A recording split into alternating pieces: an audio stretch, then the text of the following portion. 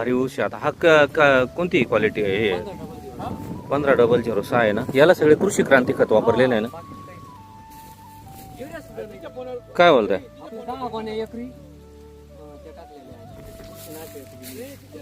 हो पण ते कसं हे खोडबा ना कसं झालंय. आज आपण आलेलो आहेत चांदेकेसरी येथील प्रगतीशील शेतकरी परशुराम पाटील होन यांच्या ऊस या क्षेत्रावरती त्यांनी एक डोळा पद्धतीनं हा ऊस लागवड केलेली आहे. लागवडीच्या वेळेस कृषी क्रांती पावडर आणि सॉइल एनर्जी एकरी 10 बॅग कृषी क्रांती आणि 1 लिटर सॉइल एनर्जी या पद्धतीनं या ठिकाणी खत टाकलेलं आहे.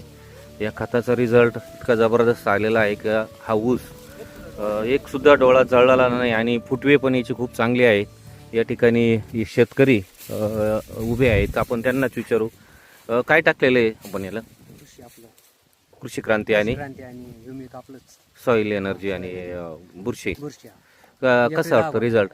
एकच नंबर. एक सुद्धा डोळा म्हणजे फेल गेला नाही आणि ड्रिचिंग नाही काय नाही काय, फक्त तेवढंच बेसिक. औषध सुद्धा मारलेलं नाही.